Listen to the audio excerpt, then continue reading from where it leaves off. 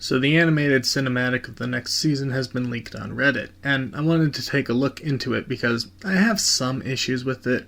It shows off the new operator and his ability, and sets the story for the next season.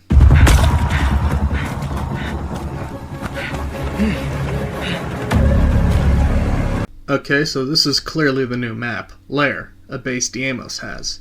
This is actually a pretty nice overview of the map, so I'm guessing it'll have a large exterior spawn point. Kubarao, come in. Are you still tailing Deimos' men from the Heartbreaker? Affirmative. And you'll never guess where I am.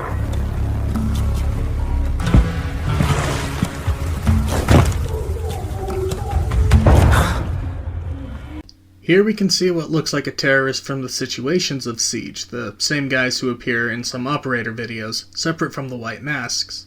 I'm wondering if they are the same guys. Thunderbird. And here we can see what looks like a white mask pointing a gun at a hostage.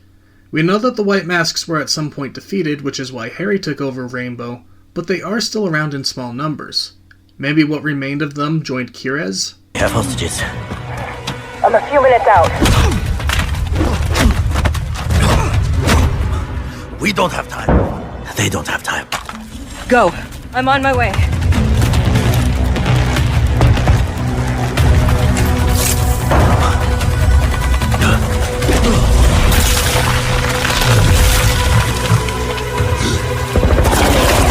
And here we can see they are armed with the same weapons the white masks use, a variety of guns from various countries like the AUG from GSG-9, or Germany.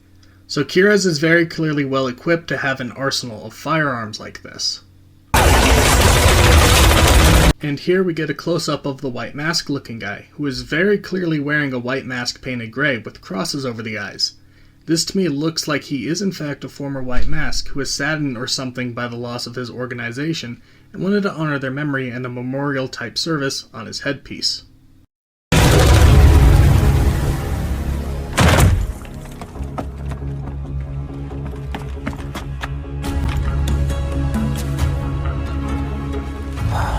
I was too late. We have to stop Deimos. Well, now we know where he's going next. Emerald Plains. So I'm guessing that, with how Tower had a soft rework last season, maybe Emerald Plains will have been reworked.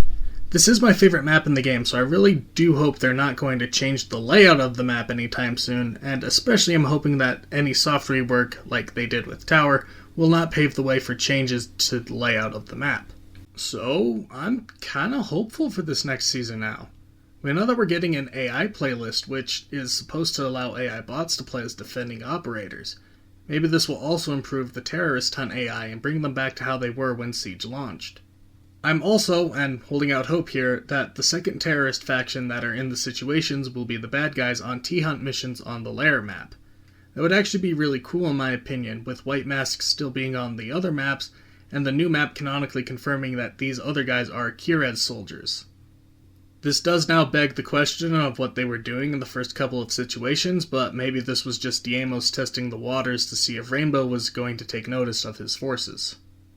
Either way though, for the first time in a long time, I am really excited to see what comes to Siege next.